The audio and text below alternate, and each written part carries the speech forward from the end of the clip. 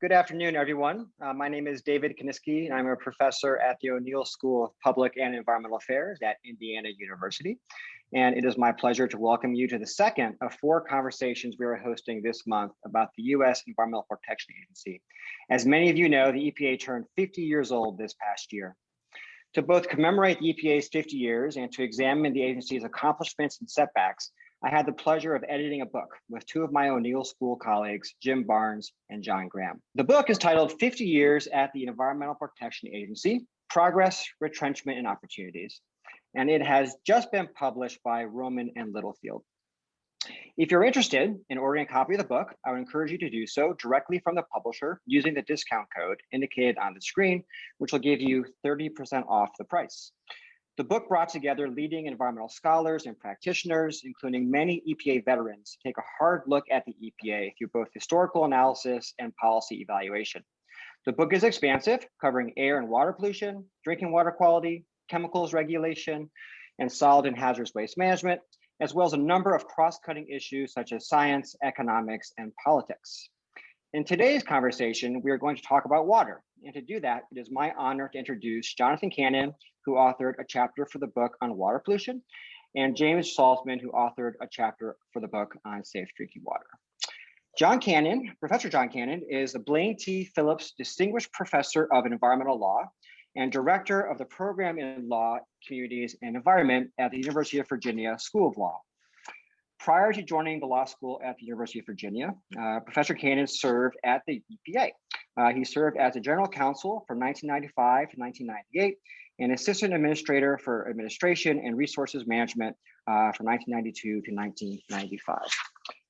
Professor Cannon has written extensively in the areas of environmental policy and law, including a 2015 book, Environment in the Balance, the Green Movement and the Supreme Court, published by Harvard University Press.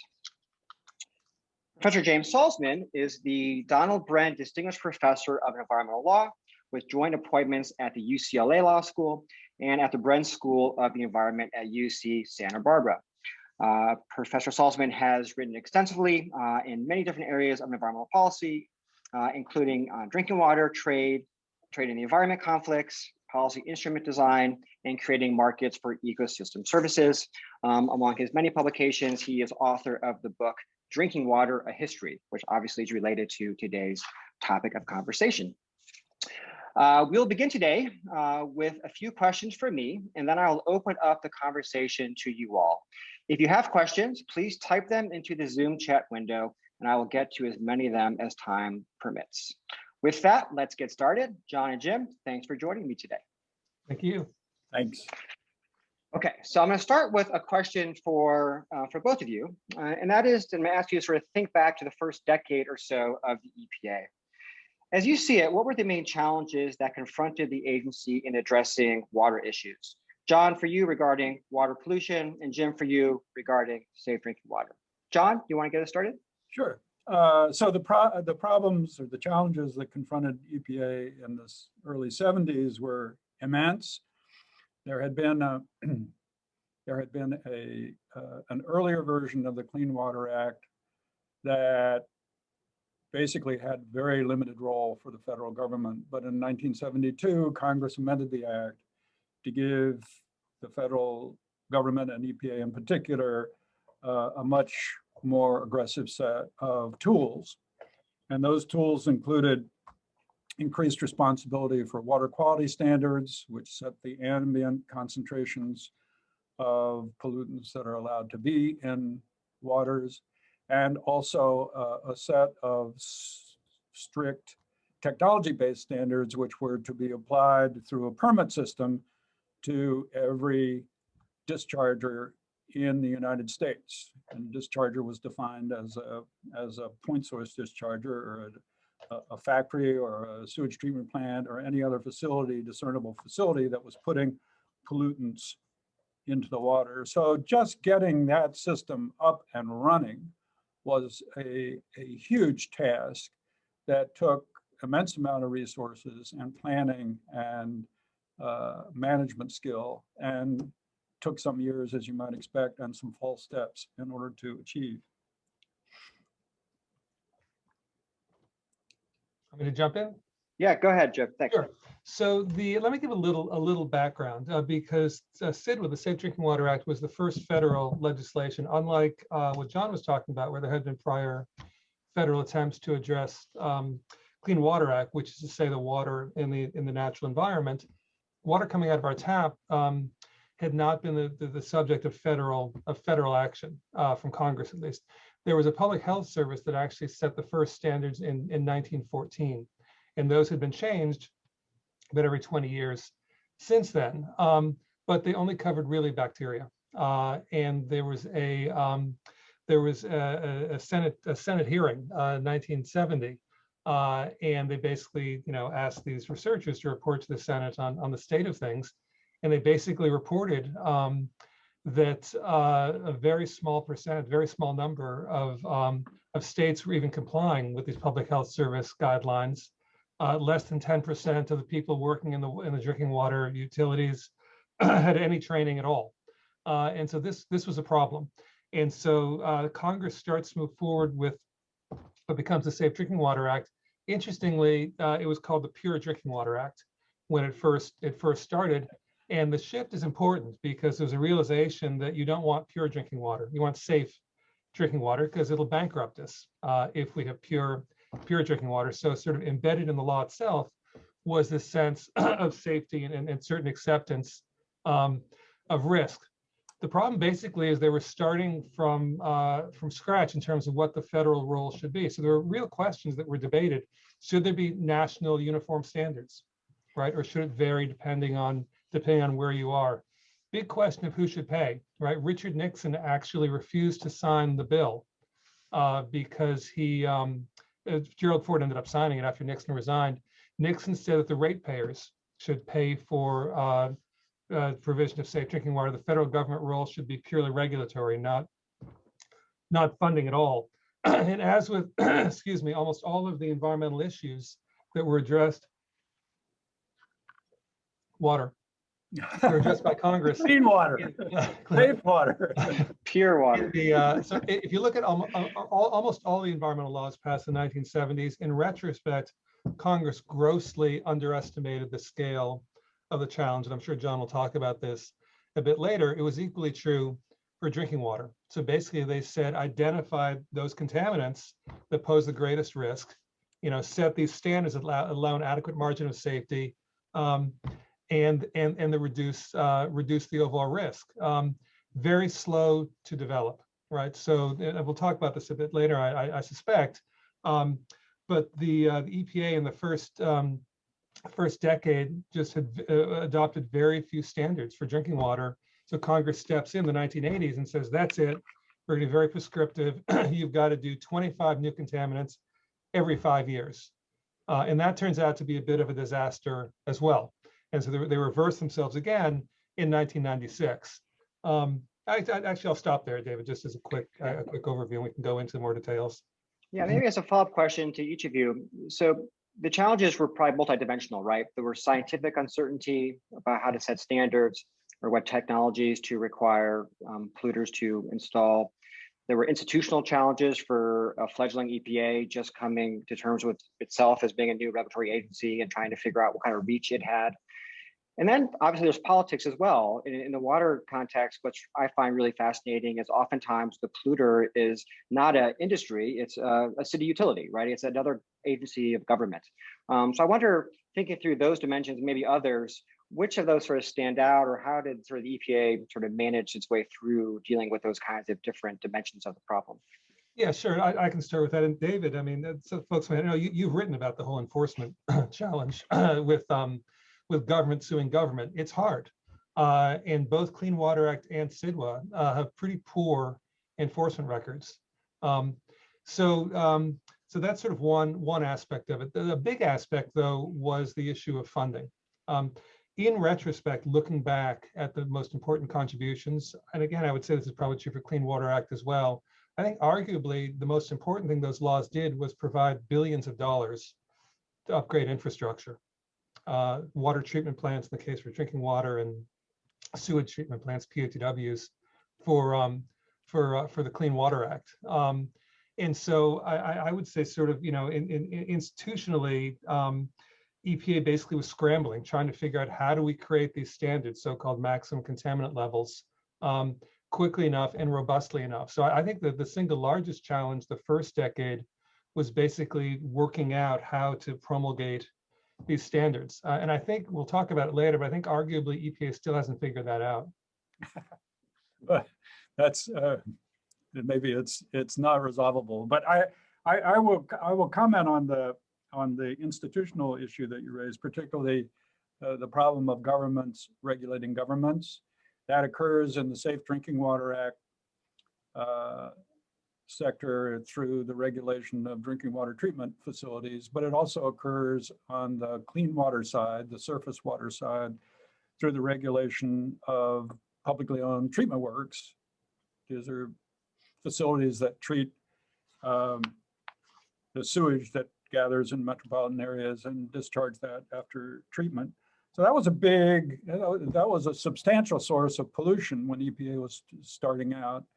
And EPA had a dual approach under the legislation provided by Congress. One is a regulatory approach. They set standards, discharge standards for sewage treatment plants, and said your effluent can't exceed these parameters, or we're going to enforce against you and fine you. At the same time, Congress had appropriated money for the capital improvement of the sewage treatment plants, so they could actually meet the standards that the federal government was requiring. And there was a tension between those two approaches.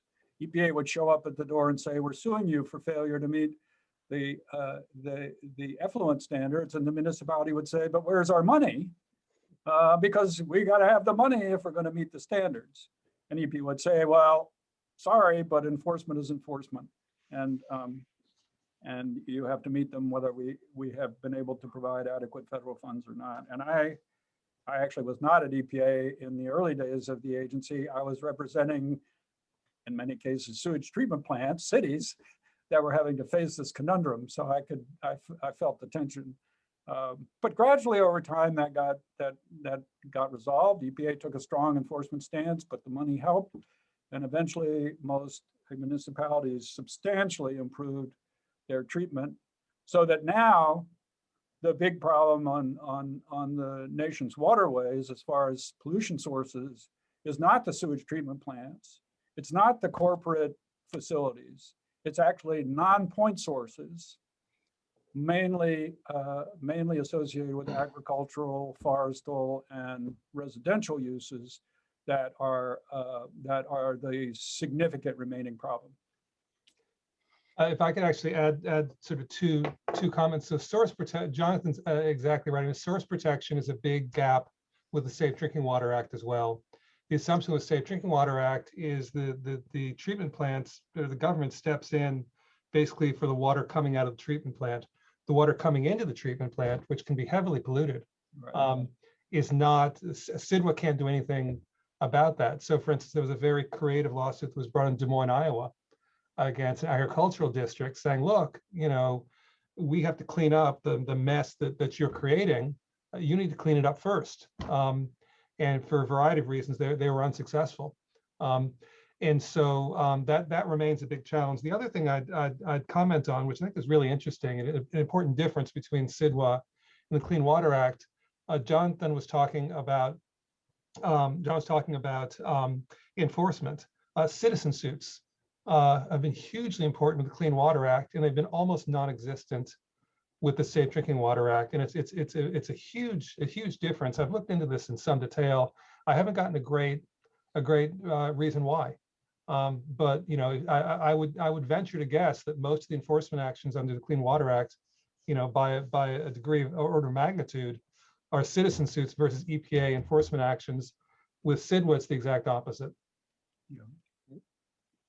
So both of you, your last sort of round of comments began to sort of touch on main areas of success and sort of challenges that remain. I guess I would sort of ask you to say a little bit more about that. We sort of gave you the difficult task in your book chapter is to try to cover 50 years of agency activity, which is obviously an enormous amount. But if you sort of look back over those 5 decades of the EPA, what sort of stand out to you in each of the respective areas that you wrote about as being sort of the major accomplishments, as well as the major sort of setbacks or challenges that remain? John, do you want to take that one first? Sure, yeah. So I think that there has been huge progress in the regulation of point source dischargers. And by that, I mean, that's a technical term in the statute, but I think it's intuitively accessible to people. Point source dischargers are the dischargers that discharge through a pipe or a culvert or other discrete conveyance. They're the dischargers we can identify. They're often associated with a municipal treatment plant or an industrial or commercial operation that we can go to and say, look, you've got to change your operation, you've got to improve your treatment, you've got to make the effluent coming from your facility through that pipe into the water cleaner. That group of people is well identified. Through Herculean efforts, the agency has developed effluent guidelines for each of those groups of facilities, for the sewage treatment plants and for the industries, category by category. There are hundreds of these regulations for categories and subcategories of different industries.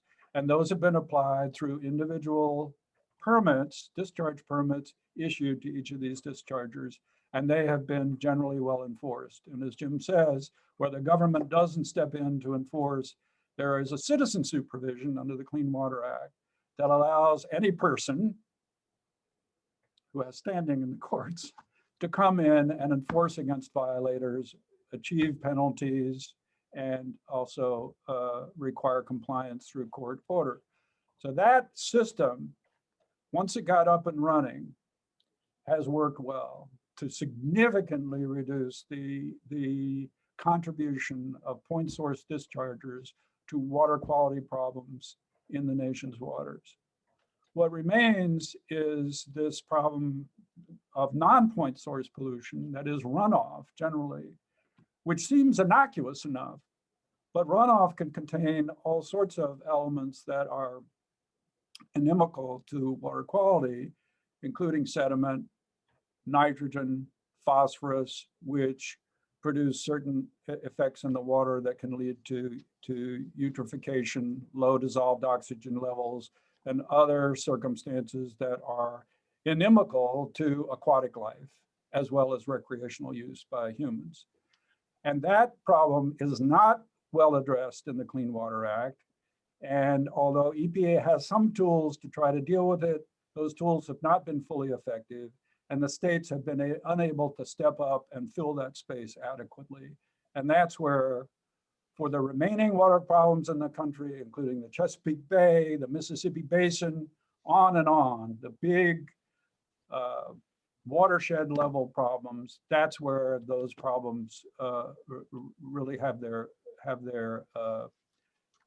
focus, and we haven't solved that at all. Yeah, maybe before I turn to you, Jim, John, if you could maybe just elaborate a little bit as what you see as being, like what's the portfolio of policy instruments that the EPA could pursue to deal with non-point source pollution? They're certainly limited by the statute, but right. In your sense, are there things that the agency could be doing that they've yet to fully sort of employ? Well, let me say, there are some tools that the agency has in its toolbox, and I'm going to start, mentioning arcane terminology here, but I'll try to explain it as I go. The primary tool for non-point sources is the total maximum daily load determination. So EPA has a set of technology-based requirements, as I've described, that apply to point source dischargers. It also has water quality standards adopted by the states, approved by EPA, which apply to protect waters that are not otherwise fully protected by the technology-based standards as they may be applied. So in some cases, even assuming all the point source dischargers are applying technology-based standards properly, it may be that those are not enough to come up to the level required of water quality standards to protect the health of the water body. In those cases, EPA is required to adopt, the states are in the first instance, but if the states don't, EPA is required to adopt a total maximum daily load, which defines the total loading to that water body consistent with meeting the water quality standards. And that includes loading from both the point sources and non-point sources, where those are a relevant factor. The difficulty is, so that is a way of identifying at least what the contribution of non-point sources may be to water quality problems in particular streams or rivers or lakes. But what it doesn't do is place any requirements on non-point sources to reduce discharges.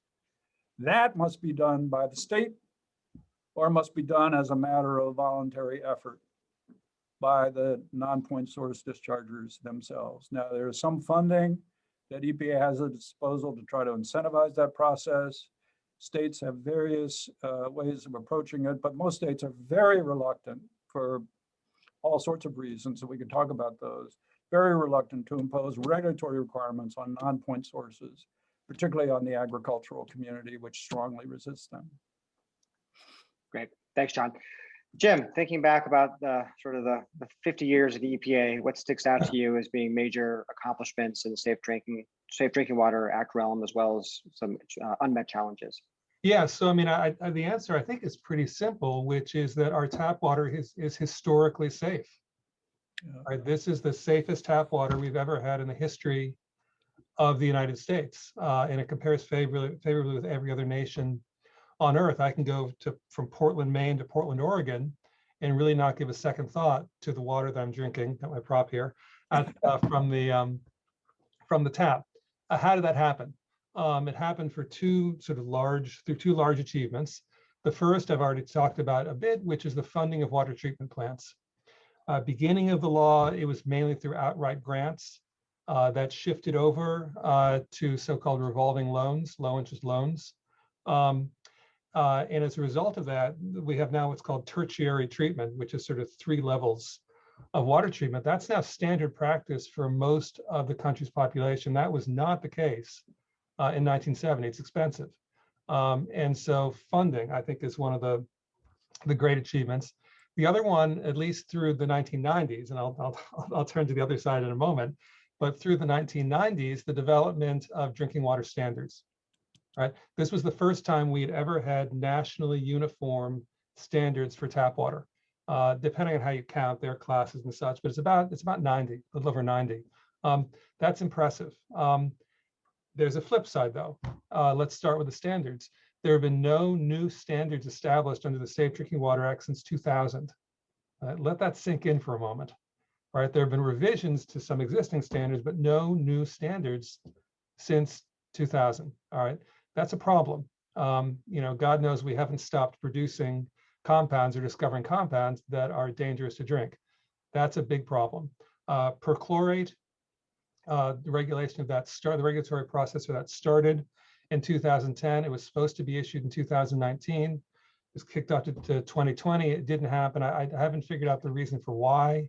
We'll talk about Biden a bit later. I assume that's going to be high on their list, but there's a problem with the statute that's supposed to establish standards for drinking water if nothing happens for 2 decades in terms of new standards. The second problem is encapsulated in one word, and that word is Flint. Yeah. Right, Flint basically uncovered, and I can go in some detail about that, David. I don't know if you want me to or not, but Flint really uncovered some fundamental problems with how we ensure safe drinking water in this country. I don't know if you want me to talk about that now or talk later. Yeah, go ahead. I think that's worth your talking about for sure. So Flint got a lot of coverage. I'm not going to go into the whole history of it.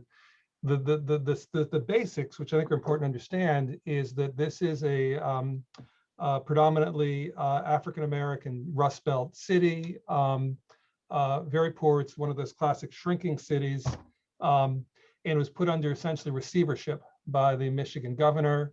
the emergency manager who had basically supplanted the city council, he had learned that there was a way to save millions of dollars by basically shifting their water source to a pipe that was being built. In the interim, they basically start taking water from the Flint River again, which they hadn't. They've been taking water from Detroit. Flint river water is naturally acidic. They added chlorine to make it safer for reasons that people really still don't know. A very inexpensive buffer called orthophosphate was not added. And so you had acidic water running through the water mains.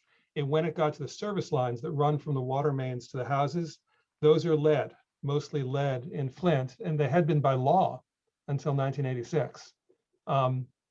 And so basically the lead was leaching out of the dissolving from these service lines into tap water. Some people realized this pretty early on, some citizens. They reported to EPA, they reported to the Michigan Department of Environmental Quality. MDEQ basically denounced them. Did you know what you're talking about? The person at the EPA, Miguel del Toral, he wrote a memo to the head of the region saying, look, I think this is what's going on. This raises red flags. This is serious. We need to look into it. He shared that with Leanne Walters, who was the Michigan resident nurse who'd sort of figured this out in the first place. She shared it with the ACLU. They published a letter, and Del Toral was sanctioned, disciplined by EPA for sharing an internal document. And so you all know the story. This finally goes public. What's concerning about it is that the Safe Drinking Water Act is set up to have three sort of levels of assured protection, right? So the utility folks themselves have rules they're supposed to follow. The state, which has been delegated authority by the EPA, they're supposed to look over the shoulder of the utility operators. And the EPA regional office is supposed to look over the shoulder of the state. You had failure at all three levels, Why did that happen? Well, there was a FOIA request that was done of EPA internal email server after this happened. They came across an email, and I'm not quoting exactly, but the email essentially said something along the lines of, I'm not sure Flint is the kind of community we want to go out on a limb for, right? And this is kind of the smoking gun of environmental justice. If this had happened in Grosse Pointe, EPA would have acted on it. The state would have acted on it. Flint was politically powerless. Whether there was active racism or not, I can't say, but there's no question politically they were powerless. And EPA didn't want to get involved. So I do a lot of public speaking on drinking water, and I inevitably get the same question every time, which is how many Flints are out there? And one of the things about drinking water that's sort of similar to sort of food and drugs is, I mean, I am literally a drinking water expert, and I'm happy to drink our tap water. I don't do chemical assays of my tap water. I don't know for a fact that it is safe. I trust the utility to do it right, and I think they do. But Flint basically says, we need to be vigilant about this. You can't take it for granted, and I think it really caused a significant lack of assurance and trust in the authorities who are supposed to provide safe drinking water. Great. So I'm going to invite everyone to begin putting questions into the chat window. We already have a few in there. So please take a moment now to begin to do that. And I'm going to ask one additional question for now, but both John and Jim, and that is to think about the Biden administration. Maybe it's Jim with respect to lead and what they might do with the lead and copper rule that was put out by the last administration, maybe other areas. But what do you expect to see with Safe Drinking Water Act, Jim and John, in terms of the Clean Water Act? Perhaps WOTUS will be the focus. If there's one thing you're looking to see the Biden administration turn their attention to in these respective areas, what would it be? John, do you want to go first? Sure. So you mentioned the WOTUS rule, the Waters of the United States rule, which is a rule that defines the jurisdiction of EPA under the Clean Water Act. So the agency's jurisdiction under the Federal Clean Water Act is based on the term navigable waters, which has a traditional definition, but which is further defined in the Act as the waters of the United States and territorial seas, which leaves considerable ambiguity as to whether Congress meant to have the jurisdiction tied somehow to navigable waters, which were waters that could be used in commerce, or wanted to expand it more generously to all waters of the United States. The Supreme Court has weighed in on this question in a number of 3 decisions, and it has clarified the landscape to some extent, but also, no pun intended, I guess, or maybe intended, muddied the waters as to what the exact boundaries of that phrase might be. In the Obama administration, EPA interpreted those judicial opinions in a new definition of waters of the United States, which was quite generous. That is, it was quite inclusive of waters of the United States, including waters that were ephemeral or didn't run all the time, but ran some of the time, and wetlands adjacent to those waters. And that caused a big stir, particularly within the agricultural community. A lot of pushback in the Trump administration. EPA and the Corps of Engineers amended that to make the definition of waters of the United States much less generous. So about half of the wetlands that were included in the earlier rule are no longer included, and about 15% of the rivers and streams are not, because they were determined to be ephemeral and not to have a significant connection to navigable waters. So a substantial retraction, if you will, in the Trump administration of what the Obama administration had done. And that's very significant. I mean, does EPA have jurisdiction over, X amount of wetlands, or does it have jurisdiction over 2X amount of wetlands? And that's a big difference. I think everybody expects that the Biden administration is going to revisit the Trump rule and revise it, but exactly what form that will take, I don't know. But that's certainly high on people's priority lists. Great. Jim, how about in the area of safe drinking water? Yeah, so there's, it's interesting. I mean, the Trump administration put a bullseye on a lot of environmental issues. Drinking water is actually not one of them. I served on the National Drinking Water Advisory Council. I was one of the many who were purged, but when I was purged, they actually gave me a plaque. So that's great. Thank you. They said thank you, Jim. And you're ugly too, right? So, but I was able to sort of, be inside the water office for a while during the first few years of the Trump administration, and they viewed it as a politically good issue for them to work on it. So the funding for the Drinking Water Office actually remained in place. Their big action, I think they increased some funding in some areas, and then they promulgated the lead and copper rule. This was the first time, and obviously the Flint tragedy is what had pushed this. This was the first update to the rule since 1991. I won't go into detail, but there were a lot of things to like about the regulation. It basically made it had more stringent requirements for monitoring drinking water at customer taps. It made it harder to game the system for how you did the monitoring. It strengthened the requirements for public disclosure of those findings. The big debate, and which is why I think that the Biden administration will revisit the lead and copper rule, is about replacing these lead service lines. All right, so these are the lines that run from the water mains that go down below the center of the street to each individual household. It's a complicated issue because of property law. The lead service lines are actually private property once they cross the sidewalk. And so you can't simply say, there's a lot of money involved in doing. So one of the questions is simply, will Congress pay the tens of billions of dollars to replace these? What the lead and copper rule said was that water systems are required to replace lead service lines they've identified. And what they did is they reduced the rate to 3% each year. The previous rule had said 7% each year. What the Trump administration said, and I tend to agree with them, was that there were some big loopholes. So the 7% per year actually in practice was not close to 7%. And the argument was a lesser percent with fewer loopholes is better off than a larger percent with more loopholes. And I think that's going to play out in more detail going forward. Other big issue is new standards, right? Many of the listeners on this podcast, or this Zoom, have probably read about PFOA and PFAS. Right, this is from fire extinguisher foam and other Teflon. Those are the uses. Those are emerging contaminants. They're serious carcinogens. They're highly water soluble, and so they're found in a lot of different water sources.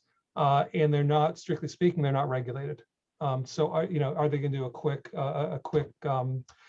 thing for that? And then there are other things to talk about. But I can sort of push those off to see what folks are asking.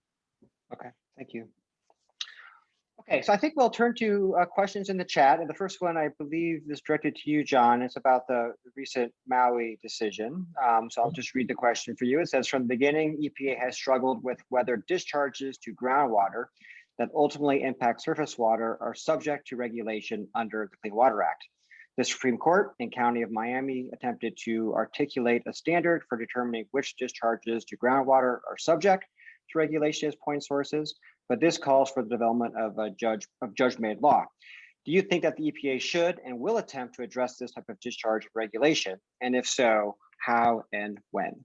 I remember this was a very late addition to your chapter because as we went from sort of final draft to page proofs, this decision came down. So I remember you having to modify. Yeah, well, so this is a great question, and I think I can read you the standard laid down by the Supreme Court in that decision to give you a sense of the challenge that now faces those who are tasked with implementing it. So the Supreme Court said that in this case, where discharges go not into the surface waters directly, but into the ground and are carried by groundwater flows to surface waters, whether and under what circumstances those discharges may be regulated as point source discharges under the Clean Water Act. And the court said, discharges to groundwater that reach jurisdictional waters will be covered if they are, quote, the functional equivalent of a direct discharge. So that's the guidance from the court. And of course, the question is, well, what is the functional equivalence? And who decides that? Well, the states will decide that in the first instance. Almost all the states are delegated the permitting authority under the Clean Water Act. And they must decide when they're utilizing their authority, whether a certain discharge is covered and therefore requires a permit, or is not, and therefore requires no permit, or requires a permit under some other authority. So states are the front line on this, but as we've already discussed, there is a citizen suit provision which allows citizens to bring suit if they believe that someone is discharging in violation of the Act. And to discharge without a permit when a permit is required would be a violation of the Act, and therefore that action could be brought. I think it's something that EPA has got to provide. And I think my sense is, and I don't have a clear recollection, that the Trump administration had taken some steps to try to interpret this. But it seems to me the Biden administration has got to grab hold of this issue and try to give some clarity for the states in order to prevent a lot of chaotic and conflicting interpretations and a lot of litigation that would flow from that. Right, thanks. So there's a question from my IU colleague Rob Fishman in the chat about Congress, and both of you have sort of referenced this a little bit in your comments. So in the case of the Safe Drinking Water Act, I think it's been about 25 years since the law was amended. I think it's even longer in the case of the Clean Water Act. Sort of setting aside the issue of funding, right? There's always needs for more funding for infrastructure and other items. What could Congress do to help the EPA in these respective areas, if anything, to try to deal with some of those unmet challenges that you were speaking about in your prior comments? Yeah, so I'll give you my wish list. Sorry, David. I'll give you my wish list instead of what I actually think may happen given the current state on the Potomac. I think there's sort of three things they could focus on. One of them is the fracking exemption, right? So this is known as the Halliburton loophole. The 2005 Energy Security Act had a section that was pushed by Dick Cheney, who had been the former CEO of Halliburton, hence the name, that basically said Clean Water Act, Safe Drinking Water Act don't apply. There's an exemption for essentially fracking activities. Part of the Safe Drinking Water Act that most people don't know about is the section that addresses what's called underground injection. And if you think about it, it should be part of the Safe Drinking Water Act because aquifers provide source of drinking water. And so you want to regulate what's being discharged into the aquifer. In states like California, where I am, and there's a lot of seismic activity, these aquifers can be close to the surface and are hydrologically connected. And so, some of the bad fracking fluid that's being injected into the ground can make its way into aquifers. So one thing they could do is to basically rescind the Halliburton loophole.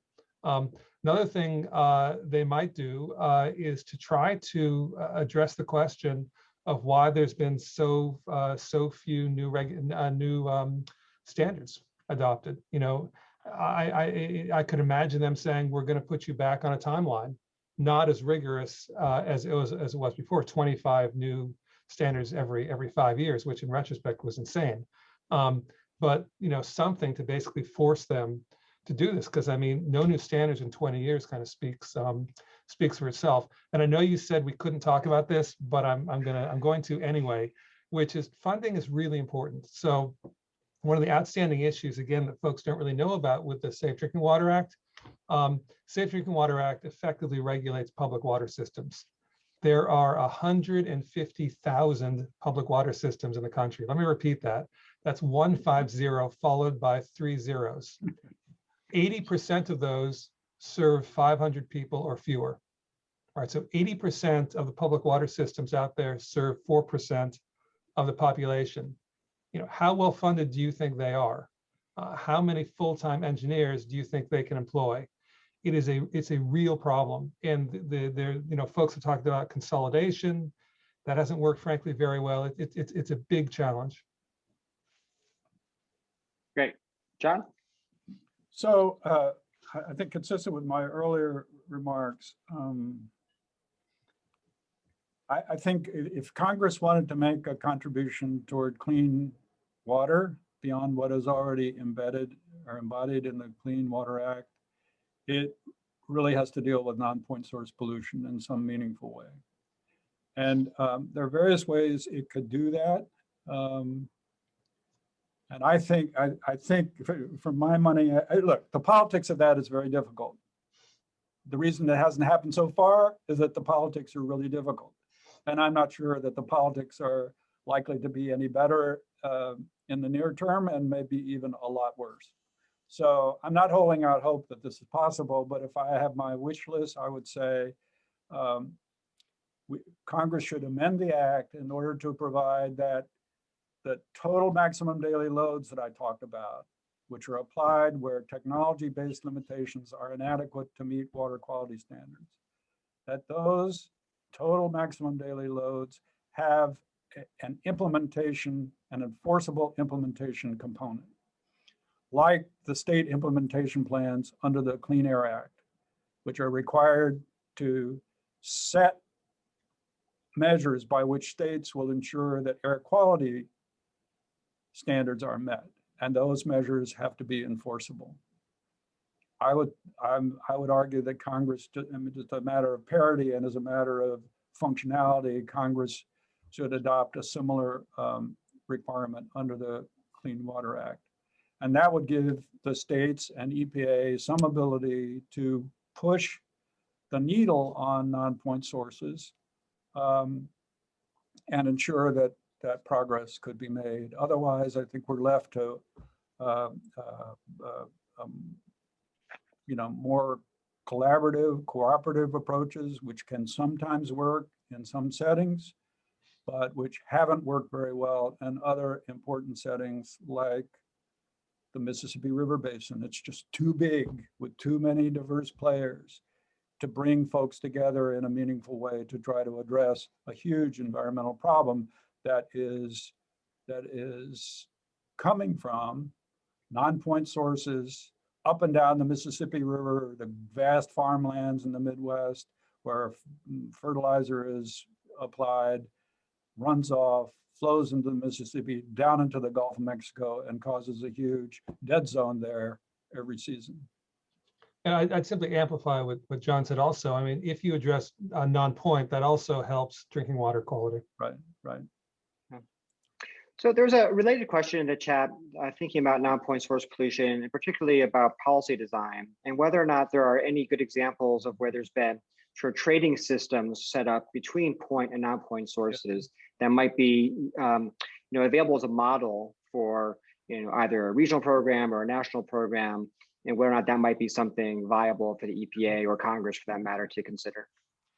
Yeah, I think that's a point that's often raised, and there are some examples of trading programs in which point source dischargers are able to purchase credits, pollution reduction credits from non-point source dischargers. So that's a way of first reducing the costs, the reduction costs of point source dischargers, while incentivizing non-point source dischargers to reduce their emissions. Those have been of limited functionality, I have to say, and at least as far as I can see, partly because watershed trading is on a pretty small scale compared to air trading, because watersheds are more constrained and therefore the number of potential participants in a market are more limited. So it's hard to develop a robust market in some of these places.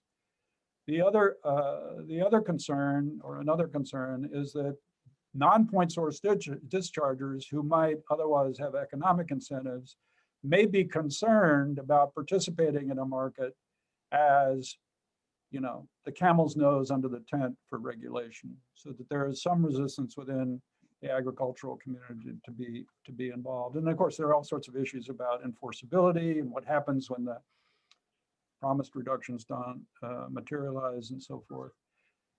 But to me, the way to do, there are clearly low-cost pollution reduction opportunities in the non-point source sector. So we should be going there.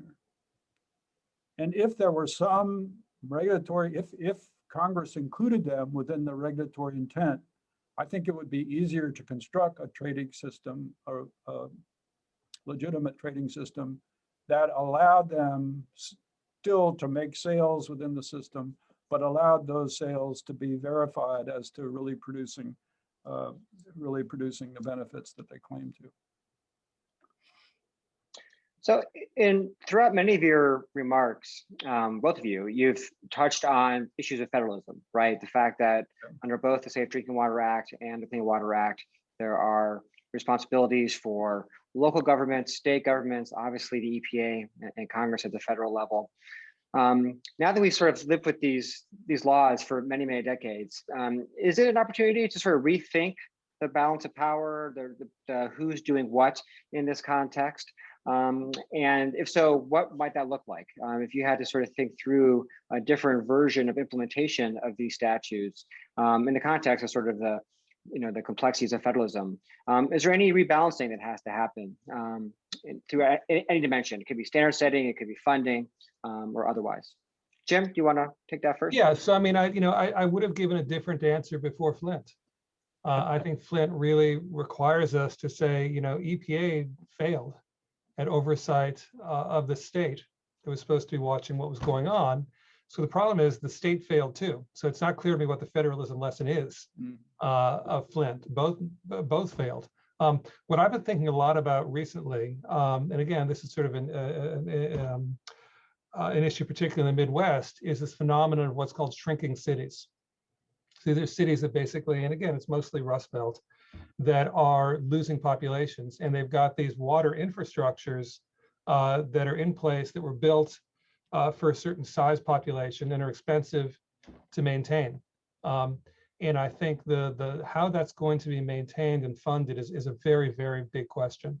And it's a federalism question in the sense that local funding sources may simply not be adequate. And then what do you do, right? If the city's shrinking and the water bills just become unacceptably large. Another question that could be a part of the federalism issue or not, but I want to mention before we end, because I know we're getting close to the ending, and it's an important point. CIDWA does not cover private wells. This is the primary source of drinking water for about 15% of the country. We're talking about 45 million people in a large part of rural America. And I do think it's an interesting question of whether there should be a new aspect of CIDWA that somehow helps address that. Not federal inspectors, but provides some assurance that well water is safe as well. And this is a huge issue for Native American populations in particular, talking about environmental justice issues. John, what about federalism in the context of the Clean Yeah, Water Act? well, I think the Clean Water Act is pretty well balanced, at least on point sources. I mean, I know I'm beating this horse to death, but non-point sources, because there's no federal regulation, are subject only to state regulation to the extent that that occurs. And I think that should shift for the reason that I mentioned.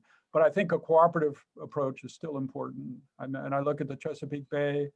There's been significant progress there. The states have gotten together, they've agreed on goals, they've committed to goals, but the federal government has to be there in order to be the bad cop when some states don't perform according to their commitments. That's just a fact of the collective action dynamic. And that's why the federal government has to have some backup role, as Jim has suggested, in these issues where there are significant collective action problems, particularly among states. Great. So as a final question, I'm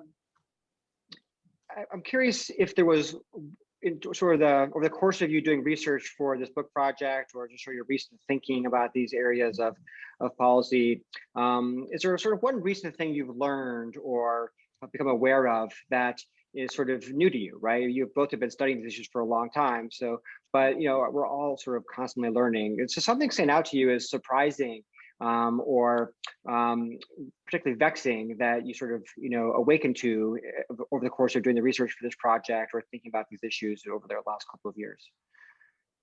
It's a great question, and it's one that I actually I didn't expect, so it's particularly good. I think what the biggest sort of surprise to me, again, it goes back to Flint. I mean, I wrote my book back in back in 2012, and people cared about drinking water, but not they had views about it, but it wasn't a visceral issue. Flint changed everything, and I think the biggest change post-Flint that I've seen that's been surprising to me is you have a lot more folks thinking of themselves now simply not as drinking water consumers, but as drinking water citizens. And the realization that drinking water is fundamentally political, and that underserved, underrepresented communities may get screwed. And we have to be aware of that, and that providing drinking water is not simply something that's on the books like the utility does, but that citizens, the folks who actually drink the water, need to make sure that public officials are doing what they're supposed to do. Great.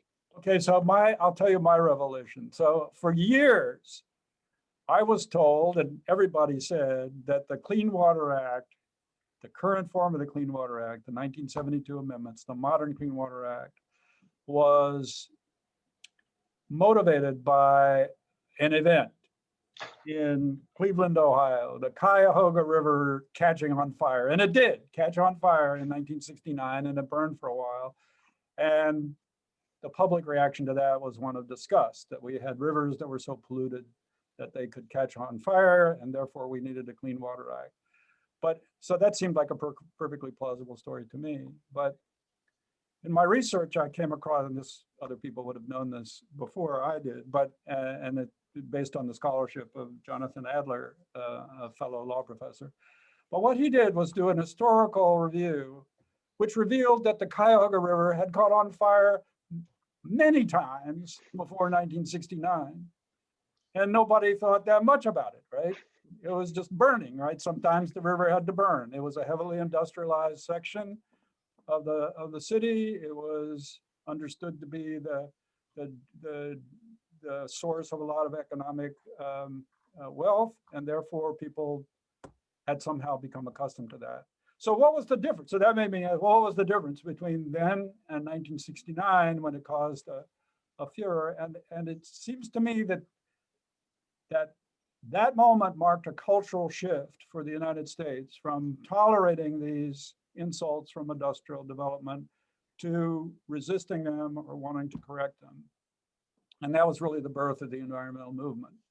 So all of these laws we're talking about are really cultural artifacts of a moment in American history. And we're trying to see how that moment can continue to carry us, or if it can, and with what result.